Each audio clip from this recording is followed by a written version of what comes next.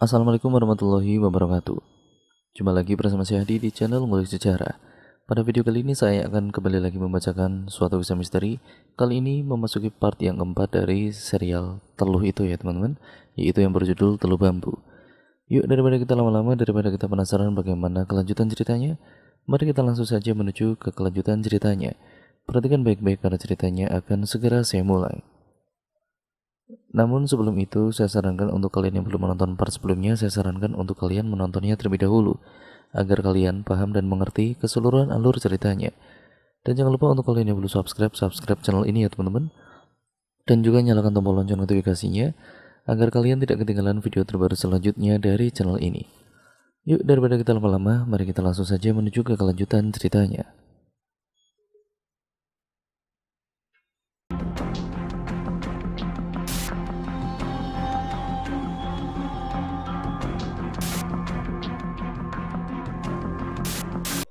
Tanjung kemudian menerima minuman yang disodorkan kepadanya seraya tersenyum dan tidak mengatakan apa-apa. Tanjung dan juga Rianti kini teringat untuk melakukan hal-hal yang memancing, seperti yang disarankan oleh Hani dan Tari.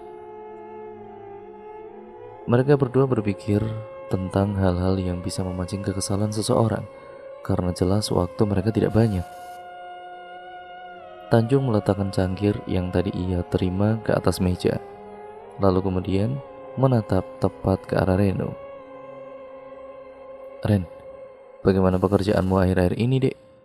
Apakah sudah ada tanda-tanda bahwa kamu akan segera diangkat menjadi PNS di kantormu?" tanya Tanjung. Reno pun kemudian menatap ke arah Tanjung dan berupaya tersenyum, meski sedang tidak ingin tersenyum. "Belum, Bang. Belum ada tanda-tanda sama sekali," jawab Reno pelan. "Kalau begitu, berhenti saja, Dek. Minta pindah kerja dan pindahlah di kantor abangmu," saran Rianti.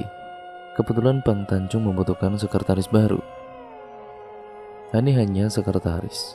Sementara saat ini, setelah kami memecat Rosi, ya Bang Tanjung akan sering berpergian keluar kota. Jadi menurutku sebaiknya dia didampingi oleh sekretaris pria, bukan wanita. Reno dan juga Dira pun langsung saling menatap saat mendengar penawaran yang diajukan oleh Tanjung dan Rianti. Siva yang pada saat itu sedang mengintip dari arah dapur bisa melihat dengan jelas perubahan-perubahan ekspresi yang terjadi pada orang-orang di ruang tengah rumah itu. "Betul itu, istriku, jadi tidak perlu khawatir jika aku harus pergi keluar kota untuk menghadiri pertemuan kalau kamu yang mendampingi aku. Istrimu juga bisa menginap di sini bersama anak-anak kalian jika kita berdua harus pergi. Mereka akan aman jika berada di sisi kakak iparmu. Kalau kamu setuju dengan tawaranku, segera hubungi aku agar aku bisa membantumu mengurus permohonan pindah kerja," ujar Tanjung. Ini serius? Abang benar-benar menawari aku untuk menjadi sekretaris abang?" tanya Reno yang masih tambah kaget. "Iya, Dek. Mana mungkin abang main-main. Kamu sudah lama sekali mengabdi di kantormu saat ini, tapi tampaknya akan sangat sulit bagimu untuk bisa diangkat menjadi PNS. Daripada kamu membuang waktumu sia-sia, maka sebaiknya kamu bekerja saja dengan abang. Dampingi abang, Dek. Kita sama-sama bekerja di luar, agar istri-istri kita jauh lebih tenang saat di rumah," jawab Tanjung. "Abangmu benar, Dek. Nanti Dek Dira dan juga anak-anak kalian ini kan bisa menginap di sini kalau kamu harus ikut dinas keluar kota. Aku juga terkadang butuh teman di rumah. Setelah anak-anakku berkuliah di kota lain, rumah ini cukup sepi karena aku selalu sendirian. Kamu juga jadi tidak perlu risau dengan keadaan dan kebutuhan Dek Dira selama kamu mendampingi Bang Tanjung bekerja. Keperluan serta keadaan Dek Dira dan juga anak-anak kalian akan menjadi tanggung jawabku," tambah Rianti agar Retno dan Dira tidak merasa ragu. Rania pun segera menepuk pundak Reno dengan tegas. "Sudah Bang, jangan banyak pikir-pikir lagi. Tawaran Bang Tanjung jelas adalah tawaran yang bagus untuk abang dan juga Kak Dira. Aku yakin Kak Dira juga setuju dengan tawaran itu dan akan lebih tenang kalau abang bekerja bersama Bang Tanjung daripada sama orang lain. Kak Dira dan juga Kak Rianti akan sama-sama tenang meskipun kalian harus keluar kota, karena tidak akan ada yang mengganggu kalian di luar sana," dukungnya. Benar itu Bang Reno.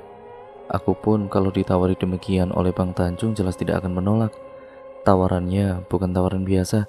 Tawarannya benar-benar bisa membuat keluarga ini jadi ikut tenang dimanapun kalian berada. Tambah Riko. Reno pun mengangguk-anggukkan kepalanya, lalu kembali menatap ke arah Tanjung. Kalau memang begitu, aku akan terima tawaran abang dan juga Kak Rianti.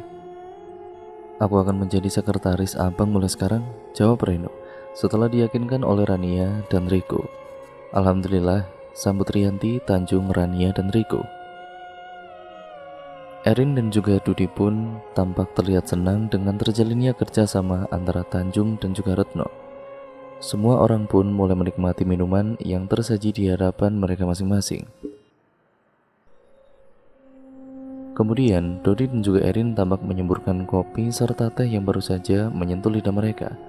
Hal itu tentunya membuat kaget semua orang yang ada di ruangan tengah tersebut. Ada apa dengan Bang Budi, Kak Erin? Apakah ada yang salah? Tanya Rianti.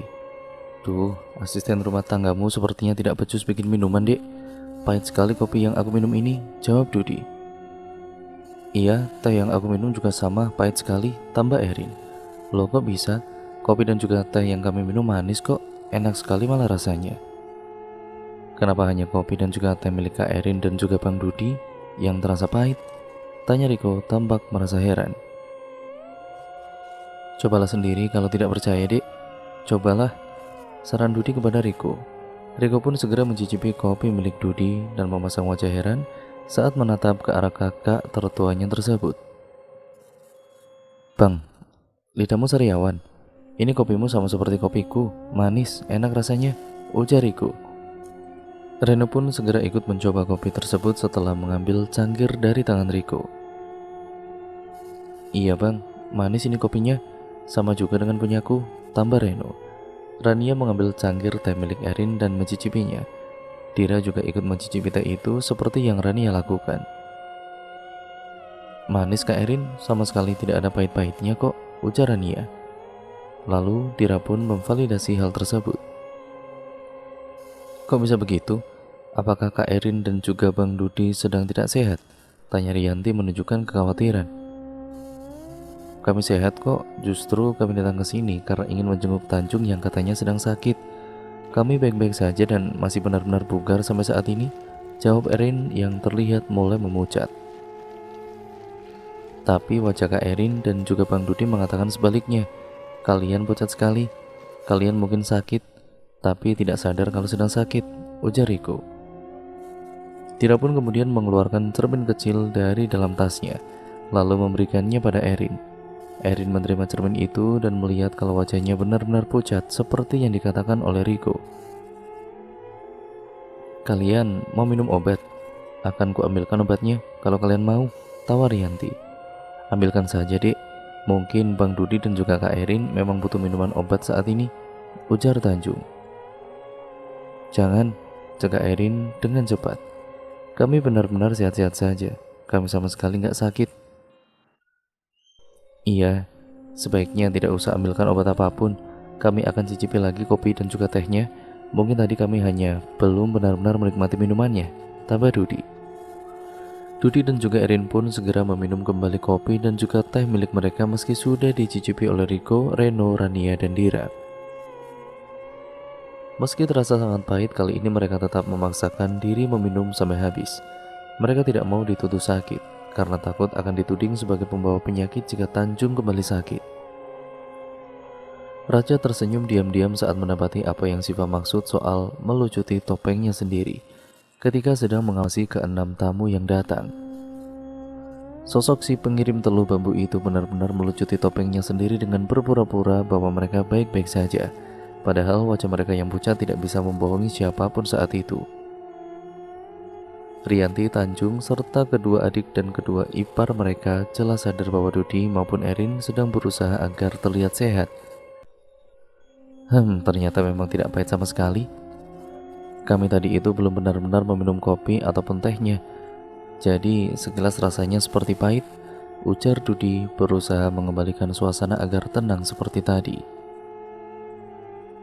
Riko kemudian melirik ke arah Rania. Sementara Reno melirik ke arah Dira. Tanjung dan Rianti kini tampak akan berpura-pura mempercayai saja mengenai yang dikatakan oleh Dudi. Kalau begitu, aku akan ke dapur dulu ya. Aku mau meminta Tari dan juga Siva menyiapkan makanan agar kita semua bisa makan bersama, ujar Rianti berusaha mengalihkan perhatian. Iya, sebaiknya kamu segera meminta makanan disiapkan, Dek.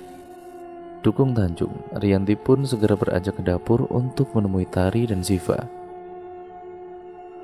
Makanan tampak sudah benar-benar siap ketika ia tiba, sehingga hal itu cukup membuat Rianti sedikit merasa kaget. Makanannya sudah siap semua, Dek? Tanya Rianti. Iya Bu, alhamdulillah makanannya sudah siap semua. Hanya tinggal disajikan saja ke meja makan agar semua orang bisa makan bersama, jawab Tari. Rianti mengangguk-anggukkan kepalanya selama beberapa saat. Setelah mendengar jawaban Tari itu, Rianti segera mendekat pada Siva untuk menanyakan soal apa yang terjadi pada Erin dan juga Dudi. Dek Siva? Iya Bu Rianti, itu barusan kakak iparku dan istrinya mendadak merasakan pahit saat mencicipi kopi dan juga teh yang disajikan. Tapi saat adik-adik iparku serta istri-istri mereka mencicipi kopi dan teh itu, rasanya sama saja dengan yang mereka minum, manis dan juga enak. Apakah tadi kopi dan juga teh yang... Iya Bu Rianti, jawab Siva dengan cepat sebelum Rianti sempat menyelesaikan pertanyaannya. Semua kopi dan juga teh yang disajikan di meja ruang tengah itu diseduh menggunakan air yang sudah kami doakan bersama tadi pagi. Air itu aku didihkan, lalu kemudian kupakai menyeduh kopi dan juga teh. Bahkan masakan yang kami masak pun menggunakan air yang sama. Tidak akan ada efeknya bagi orang-orang yang jauh dari perbuatan maksiat, tapi akan sangat berefek jika orang itu adalah pelaku maksiat. Jadi hanya mereka berdua yang merasa kopi dan juga teh itu pahit, Bu Rianti? Iya, hanya mereka berdua. Bagus, berarti Bu Rianti dan juga Pak Tanjung saat ini tidak perlu merisaukan yang lainnya. Dua orang itulah yang mengirim telu bambu untuk Pak Tanjung dan sangat ingin melihat Pak Tanjung mengalami penderitaan yang panjang, jelas Siva. Astagfirullahaladzim, lirik Rianti sambil mengusap-ngusap dadanya. Tapi kenapa? Mereka juga termasuk orang yang berada dan memiliki jabatan penting di pemerintahan. Kenapa mereka harus sampai tega melakukan hal itu terhadap suamiku? Ada banyak kemungkinan.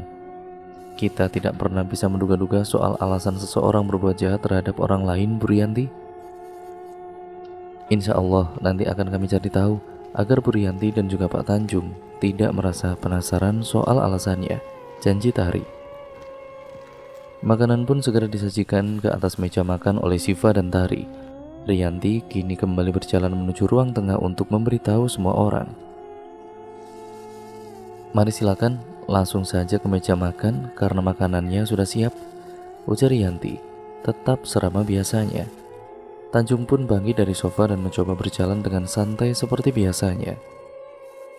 Dudi dan juga Erin memperhatikan hal tersebut diam-diam. Sambil menahan rasa geram di dalam dada, mereka jelas merasa kesal karena Tanjung kini sudah kembali sehat meski masih perlahan-lahan. Sebentar, abang mau sholat zuhur di masjid sama Dek Rashid ya, Dek Raja dan juga Dek Mika. Boleh tolong siapkan sarung abang yang warna coklat muda, Dek, pinta Tanjung.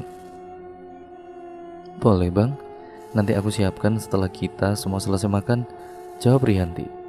Iya, nanti saja disiapkan ya. Biarlah Rianti makan dulu bersama dengan kita. Kenapa kamu buru-buru sekali mau sholat? Padahal saat ini bahkan belum jam 10 pagi, ujar Erin terdengar ingin menghalang-halangi Tanjung untuk beribadah. Iya kak, biar nanti saja istriku menyiapkan sarung yang baru, karena tadi aku masih memakai sarung bekas kemarin saat sholat duha, tanggap Tanjung. Wajah Erin maupun Dudi terlihat sedikit berubah ketika Tanjung mengatakan soal sholat duha yang dijalaninya tadi pagi. Mereka tampak kesal sekali karena Tanjung sudah bisa kembali beribadah seperti biasanya, yang mana artinya Tanjung akan mulai sedikit lebih susah untuk kembali dikirimi teluh.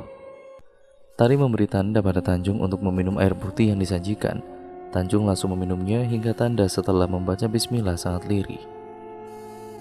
Semua orang mencicipi makanan yang tersedia di meja makan tersebut. Wajah kedua adik dan juga kedua adik ipar Tanjung jelas sangat terlihat senang dengan rasa makanan yang mereka cicipi. Namun lain halnya dengan wajah Dudi dan Erin yang lagi-lagi langsung memuntahkan makanan yang mereka suap ke lantai. Wah, astagfirullah, Kak Erin, Bang Dudi, ada apa lagi? Apakah makanannya terasa tidak enak di mulut kalian? Sama seperti kopi dan juga teh tadi yang kalian bilang pahit? Tanya Riko. Itu makanan sepertinya sudah basi, Riko. Rasanya seperti daging dan juga kentang yang busuk, jawab Dudi.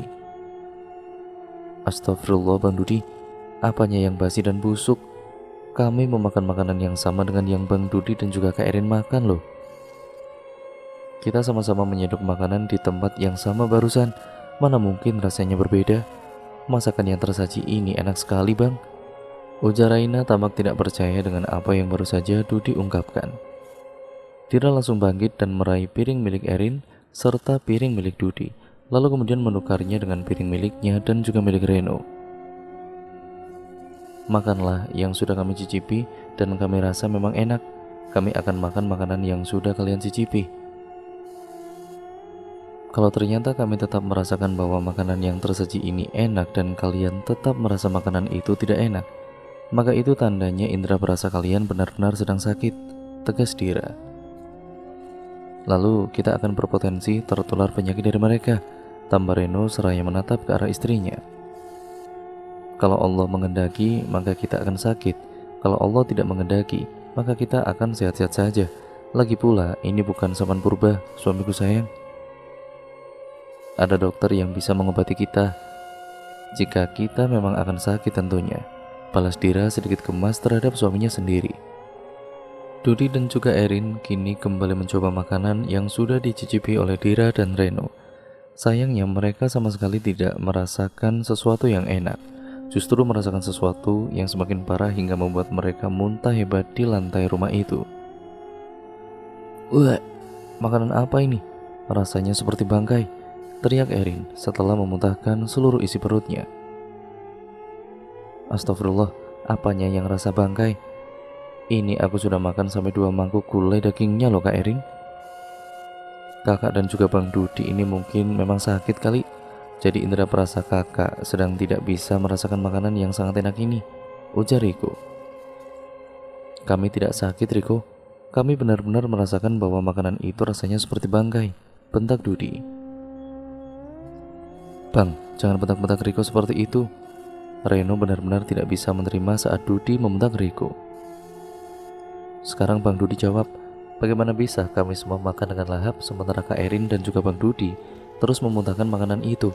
Apa itu bukan namanya Abang dan juga Kak Erin sedang sakit? Kami ini tidak sakit, Reno.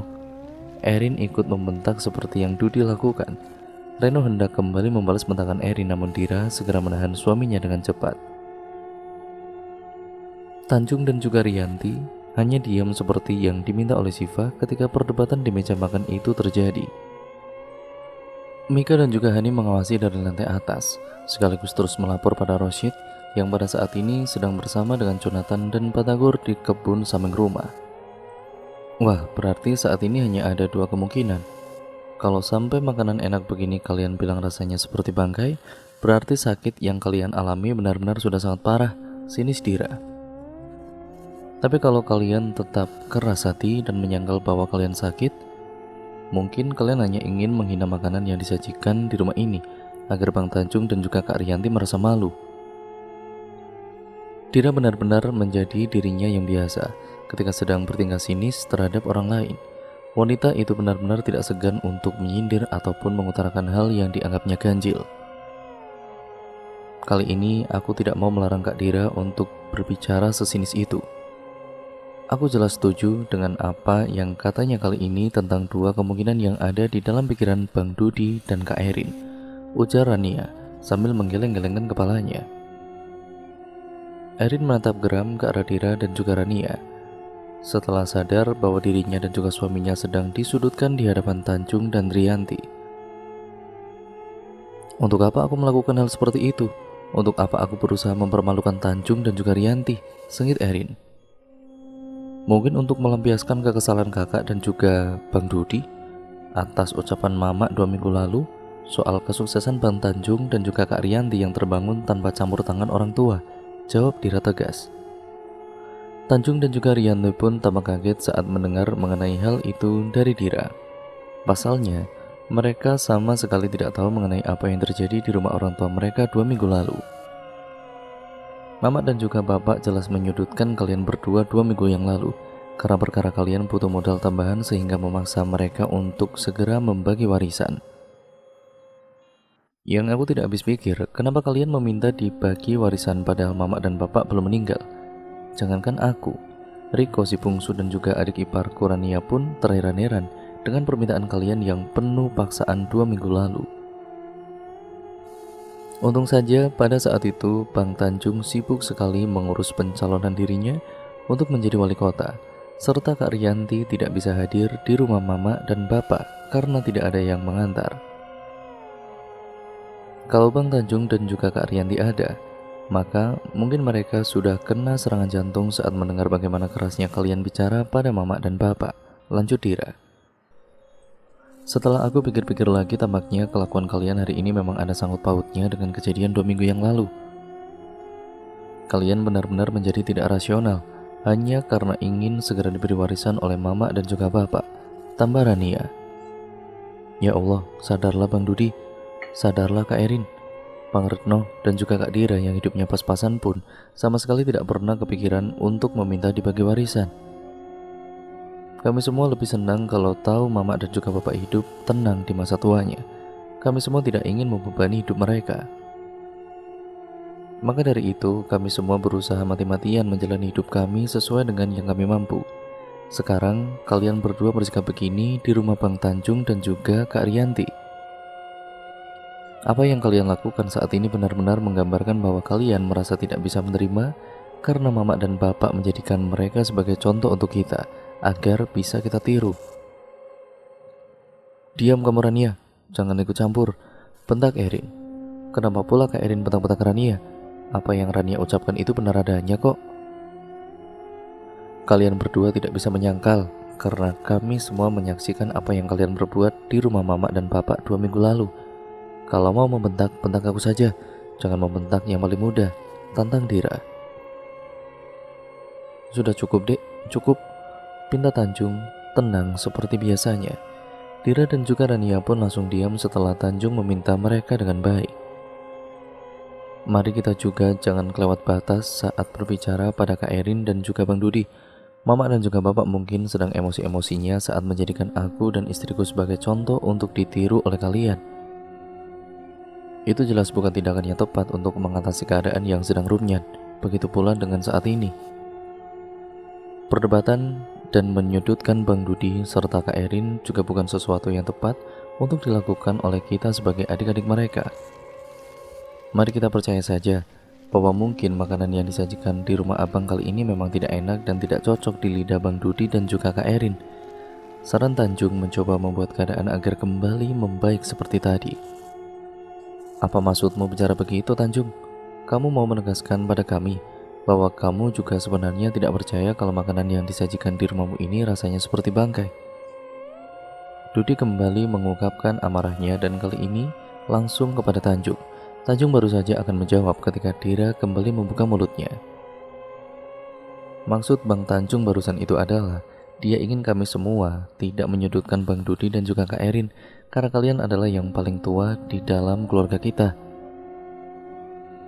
Bang Tanjung baru saja mengajari kami, mendidik kami, dan memberi kami nasihat agar tidak kurang ajar pada yang lebih tua. Kenapa pula Bang Dudi malah berpikiran negatif terhadap Bang Tanjung? Apa salah Bang Tanjung pada Bang Budi? Sejak tadi yang bicara panjang lebar itu adalah aku dan juga Rania. Kenapa jadi Bang Tanjung yang malah Bang Dudi sudutkan? Erin pun kemudian menjawab langsung bangkit dari kursinya dengan wajah yang penuh dengan amarah. Sudahlah Bang, kalau mereka memang tidak percaya pada kita tentang rasa makanan itu, mari kita pergi saja dari sini. Ajak Erin sebelum dirinya dan Dudi kembali dituduh yang tidak-tidak lebih jauh. Dudi pun segera bangkit dari kursinya, lalu kemudian pergi bersama Erin menuju pintu keluar untuk meninggalkan rumah itu. Tidak ada yang menghalangi keinginan Dudi dan juga Erin keluar dari rumah tersebut. Mereka tampak cukup marah setelah melalui perdebatan dengan keluarga sendiri. Raja kemudian menyampaikan apa yang dilihatnya pada saat itu kepada semua anggota timnya. Siva dan Tari pun keluar dari dapur, begitu pula Hani dan Mika yang kini menuruni anak tangga menuju lantai bawah. "Sif, langsung?" tanya Mika. "Iya, aku akan langsung. Persiapkan semuanya, Mik. Aku dan Raja pergi dulu. Assalamualaikum," pamit Siva. "Waalaikumsalam," jawab semua orang. Reno dan juga Riko tampak menatap ke arah Tanjung sekarang. Sementara Rianti kini sedang menghibur Rania bersama dengan Dira. "Ada apa itu, Bang Tanjung? Kenapa asisten rumah tangga abang tampaknya pergi dengan terburu-buru sekali?" tanya Reno. "Dia bukan asisten rumah tangga di rumahku, Dek.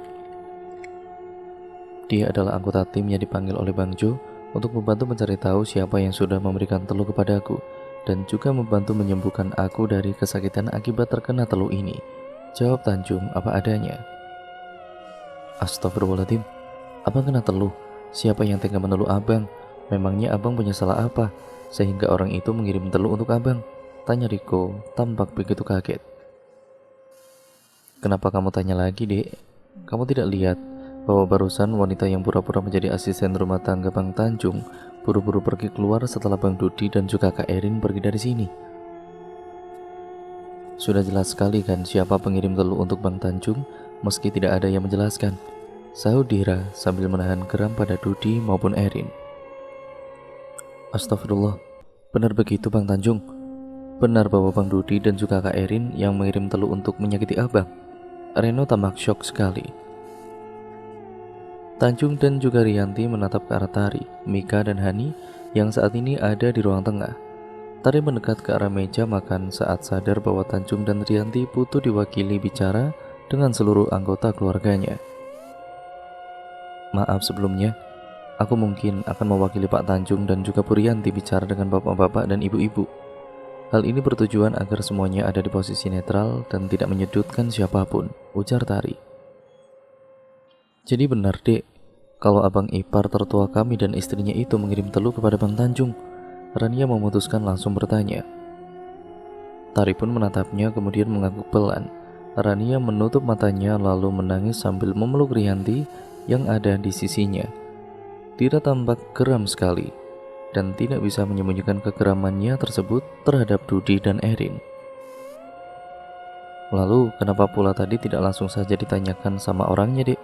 Kenapa justru kalian biarkan dia ataupun orang itu pergi?" tanya Dira.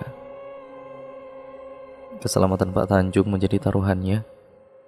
Jika kami semua langsung menuding Pak Dudi dan Bu Erin, maka kami tidak akan punya kesempatan untuk mematahkan teluh bambu yang dikirim untuk menyakiti Pak Tanjung," jawab Tari. "Teluh bambu?" Riko tampak tidak mengerti. "Iya, teluh bambu adalah salah satu jenis teluh yang sangat berbahaya, Pak Riko. Teluh bambu itulah yang dikirimkan oleh Pak Dudi dan juga Bu Erin untuk membuat Pak Tanjung kesakitan di sepanjang sisa umurnya," jelas Tari. "Oh, tidak punya hati memang Bang Dudi dan juga Kak Erin itu," seru Dira terlihat frustasi. "Susah-susah kita tenangkan Mama dan juga Bapak agar tidak terlalu memikirkan perbuatan mereka 2 minggu lalu. Sekarang mereka malah berulah ingin menyakiti Bang Tanjung dan juga Kak Rianti. Pikiran mereka itu sudah tidak waras kurasa." "Mana ada orang bisa waras jika sangat butuh uang, Kak Dira. Aku sudah mencari tahu tentang apa yang menjadi penyebab Bang Dudi dan juga Kak Erin meminta dibagi warisan pada Mama dan juga Bapak. Mereka baru saja kena tipu. Beberapa lokasi tanah yang mereka miliki sudah disita oleh bank. Mereka tidak bisa membayar cicilan dari pinjaman yang mereka ambil. Tapi mereka sudah terlanjur tertipu dan penipunya sudah kabur membawa semua uang yang diberi oleh Bang Dudi. Makanya mereka berdua memaksa Mama dan juga Bapak untuk membagi warisan. Mereka tampaknya tidak ingin disebut orang gagal setelah ditipu," jelas Riko. "Terus urusannya sama Bang Tanjung apa? Kan bukan Bang Tanjung yang menipu mereka." Rania kini merasa sangat bingung. "Sudah bilang tadi, Mereka ada kemungkinan merasa marah karena Mama dan Bapak menjadikan Bang Tanjung dan Kak Rianti sebagai contoh untuk kita. Mereka tidak bisa terima dengan hal itu. Lalu lihatlah sendiri kan, mereka sudah gila karena berani bermain teluh untuk menyakiti Bang Tanjung. Dira mengulang apa yang membuatnya curiga pada Dudi dan Erin. Tanjung hanya bisa beristighfar lirih berulang-ulang ketika mendengar semua pembicaraan itu. Riko dan juga Reno tampak frustasi dengan tingkah laku Dudi yang sejak dulu selalu saja ingin menguasai semua hal sendirian. Ditambah Dudi memiliki istri yang serakahnya minta ampun seperti Erin. Mereka benar-benar menjadi dua penalu yang sulit untuk diatasi. Kalau Bang Tanjung berhasil mereka sakiti, tidak lama lagi berarti kita berdua juga akan mereka sakiti seperti yang terjadi pada Bang Tanjung, ujar Reno. Iya, itu sudah jelas. Mereka ingin warisan bukan? Jelas mereka tidak ingin warisannya dibagi rata. Mereka ingin menguasainya sendiri, sehingga nekat menyakiti satu persatu dari kita, tanggap Riko. Itulah gunanya aku meminta pertolongan pada yang ahli, sahut Jonathan yang juga baru saja masuk ke rumah itu bersama Roshid dan juga Batagor. Aku jelas tidak akan biarkan satu orang pun mengusik kehidupan adik dan juga adik iparku. Maka dari itulah mereka akan di sini bersama kita. Ayo, ikut denganku dan kita lihat seburuk apa tindakan kakak dan juga kakak ipar kalian sendiri. Reno dan juga Riko kini membantu Tanjung berdiri dari kursi meja makan agar bisa pergi ke ruang tengah bersama mereka mengikuti langkah Jonathan. Ayo, sebaiknya kita juga ikut ke ruang tengah dan melihat pekerjaan Dek Siva dan juga Dek Raja terhadap Bang Dudi dan juga Kak Erin, ajak Rianti. Kak, kenapa kakak diam-diam saja sejak tadi? Kenapa kakak tidak melakukan apa-apa untuk membuat Kak Erin dan juga Bang Dudi untuk mengakui perbuatannya? Sesal Dira. Kak Dira, tadi Dek Tari sudah bilang kan, kalau keselamatan Bang Tanjung dipertaruhkan, maka dari itulah bahkan Kak Rianti pun hanya bisa diam, ujar Rania sambil menyeka air matanya. Andai saja teluh bambu itu tidak butuh untuk dipatahkan, maka sudah jelas aku tidak akan membiarkan mereka lolos begitu saja. Sayangnya teluh bambu itu butuh dipatahkan agar Bang Tanjung bisa kembali sehat seperti sedia kala. Saat ini Bang Tanjung bisa berhenti merintih kesakitan karena telah meminum air yang sudah didoakan oleh tamu-tamuku. Mereka membantu Bang Tanjung dan aku agar bisa melewati keadaan ini dengan tabah. Jelas Rianti yang kini sudah tidak bisa lagi menahan air matanya sendiri. Dek, sini cepat, panggil Riko kepada Rania yang masih berada di meja makan. Panggilan itu jelas membuat Dira dan juga Rianti ikut merasa penasaran. Mereka bertiga kini benar-benar beranjak menuju ruang tengah, lalu bergabung dengan suami mereka masing-masing. Siva, Raja, laporan, pinta Mika. Mobil milik Pak Dudi masih berada di depan mobil yang kami bawa. Mereka tidak tahu kalau ini adalah mobil milik Pak Jo. Jadi kami bisa berada begitu dekat dengan mobil mereka. Kamera depan terlihat jelas, Mik, tanya Raja. Sangat jelas, Jak. Ada laporan lain? Hani ikut bertanya. Kuntilanak yang tadi kami lihat masih ada di sekitar Pak Dudi dan juga Bu Erin. Tampaknya ada kemungkinan kalau mereka akan menuju ke tempat di mana kuntilanak itu mereka dapatkan, ujar Siva. Semua orang pun, kecuali Tari, Roshid, Mika, dan Hani, mendadak saling menatap satu sama lain. Kuntilanak? Tanya Rania. Iya, kuntilanak. Tadi pagi saat Bang Tanjung masih merintih kesakitan, Dek Siva mengusir kuntilanak itu dari sudut kamar kami. Ternyata, selama Bang Tanjung sakit, kuntilanak itu terus berkeliaran di dalam dan juga di luar rumah kami. Setelah Dek Siva mengusirnya, beserta makhluk-makhluk halus lain yang ada di halaman, lalu yang lainnya membentengi rumah kami, barulah keadaan rumah ini kembali seperti sedia kala, jelas Rianti. Kita harus ikut hadapi, Dek. Kalau tidak, nanti tidak akan ada yang menjadi saksi untuk Bang Tanjung dan juga Kak Rianti ketika kelakuan Bang Dudi dan Kak Erin harus diungkap. Tahan-tahan saja dirimu untuk saat ini, demi kebaikan bersama, karena jangan sampai nanti suami kita berdua juga akan dikirimi teluh oleh Bang Dudi dan juga Kak Erin, ujar Dira berusaha menenangkan perasaan Rania. Oh, itu sudah jelas dan tidak akan bisa dibantah, sahut Jonathan. Kalau Tanjung sukses mereka telu, otomatis suami kalian berdua akan jadi sasaran selanjutnya. Jadi, motifnya adalah warisan. Mereka jelas tidak akan mau warisan itu dibagi pada Tanjung, Reno, dan juga Riko. Jelas sangat tidak menguntungkan bagi mereka jika warisannya harus dibagi 4. Iya, sebenarnya walaupun Tanjung tidak mendapat warisan dari keluarganya, adikku jelas tetap akan mendapat warisan dari keluarga kami. Hidup mereka tidak akan sengsara meski ada yang ingin membuat mereka sengsara. Sayangnya, di sini bukan hanya nasib Tanjung yang dipertaruhkan, tapi juga nasib suami kalian berdua. Dan kami jelas tidak mau kalian ikut sengsara atas perbuatan Bang Dudi dan Kak Erin. Tambah Rianti. Aku tidak akan ikhlas jika mereka sampai membuat kalian sengsara. Aku akan sulit ikhlas jika sampai itu terjadi. Tanjung segera mendekap istrinya dengan erat untuk membuatnya berhenti menangis. Sabar dek, sabar. Kamu sudah mengusahakan yang terbaik. Jadi tidak mungkin Allah akan memberikan yang terburuk untuk kita. Allah itu adil dek. Allah maha melihat, ujar Tanjung. Jonathan pun menatap ke arah Riko, Reno, serta kedua istri mereka. Dia sama risaunya seperti aku saat ini. Tidak ada kakak yang tidak risau jika adiknya akan memasuki zona terancam, jelasnya. Iya Bang Jo, kami paham. Kami sangat paham kalau Kak Rianti juga memikirkan nasib kami, tanggap Reno. Mereka tampaknya sudah tiba di suatu tempat, ujar Tari menyampaikan pada semua orang. Fokus semua orang pun kembali lagi pada layar laptop milik Mika yang tengah menayangkan rekaman dari kamera dashboard bagian depan. Mobil milik Dudi tampak tiba di pinggiran sebuah hutan yang jauh dari pemukiman. Raja menghentikan mobil milik Jonathan. Lalu ia bergegas keluar dari mobil itu bersama Shiva yang kini tampaknya baru saja memindahkan kamera yang tadi terpasang pada dashboard ke jaketnya sendiri.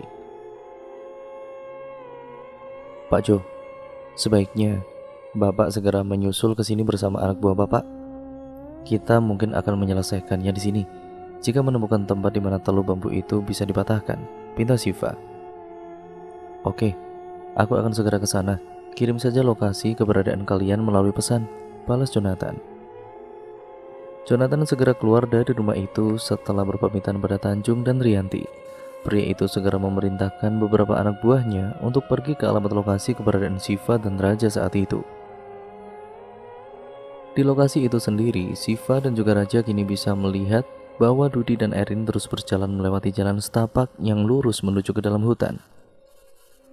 Shiva mengajak Raja mengambil jalan memutar agar tidak terlihat oleh Dudi ataupun Erin yang berpotensi menoleh ke arah belakang jika mereka ingin memastikan bahwa tidak ada orang yang mengikuti mereka. Menurutmu mereka akan kemana? Tanya Raja berbisik. Lihat saja kuntilanak itu, Jak. Mereka jelas akan menuju ke tempat di mana kuntilanak itu selama ini bersarang, jawab Shiva ikut berbisik. Sarang?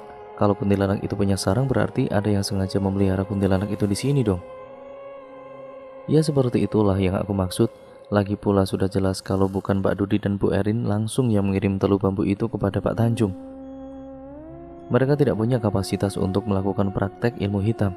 Maka dari itulah mereka pasti menyuruh seseorang yang bisa melakukan praktek ilmu hitam untuk menyakiti Pak Tanjung, jelas Shiva. Dan menurutmu, orang yang membantu Pak Dudi dan juga Bu Erin adalah orang yang memelihara kuntilanak itu di hutan ini, tebak Raja. Siapa lagi bukan? Balas Shiva sambil mengangkat bahu di hadapan Raja. Raja jelas tidak kepikiran akan ada orang lain selain si pemelihara kuntilanak di hutan tersebut. Mereka terus berjalan sambil menatap lurus ke arah langkah yang diambil oleh Dudi serta Erin. Tampaknya Dudi dan juga Erin sangat terburu-buru ingin tiba di tempat tujuan setelah merasa begitu marah ketika berada di rumah Tanjung dan Rianti. Raja, Shiva, tetap hati-hati dan juga waspada ya. Kalian tidak tahu daerah di hutan itu dan juga bantuan belum juga tentu bisa tiba di sana tepat waktu, pesan Rosid yang masih menatap layar laptop bersama yang lainnya. Mereka akan baik-baik saja kan? Apakah mereka tidak perlu kalian susul? Tanya Tanjung tampak begitu resah. Tugas kami adalah untuk berada di sini dan menjaga Bapak agar tetap baik-baik saja. Sebentar lagi sebelum waktu sholat zuhur tiba, Bapak akan kembali diurus oleh Rosyid dan juga Mika. Jadi sebaiknya Pak Tanjung tenangkan diri saja dan jangan berhenti bersikir, jawab Hani. Itu benar Pak Tanjung, Bapak tidak boleh stres untuk sementara waktu dan hanya perlu fokus terhadap diri Bapak sendiri. Tambah Tari memberi keyakinan pada Tanjung bahwa semuanya akan baik-baik saja. Reno dan juga Riko pun memberi semangat untuk Tanjung agar tetap melawan jika ada yang akan kembali menyerangnya. Jangan menyerah bang, kalau abang menyerah, kami juga akan kehilangan semangat nantinya, ujar Reno. Jangan biarkan Bang Dudi menang dengan cara kotor bang. Abang tetap harus jadi pemenang biar dia sadar kalau persekutu dengan iblis itu tidak ada gunanya, tambah Riko. Dan cerita pun akhirnya bersambung ataupun berlanjut ke part yang selanjutnya. Jadi untuk kalian yang penasaran bagaimana kelanjutan ceritanya dan bagaimana akhir dari kisah ini, tonton terus hanya di channel ini dan di next video akan saya lanjutkan partnya. Sekian terima kasih, kurang lebihnya mohon maaf. Video ini saya akhiri ya teman-teman. Jangan lupa untuk like, comment, dan share, serta subscribe untuk kalian yang belum. Nyalakan tombol lonceng notifikasinya agar kalian tidak ketinggalan video terbaru selanjutnya dari channel ini. Sekian, wassalamualaikum warahmatullahi wabarakatuh.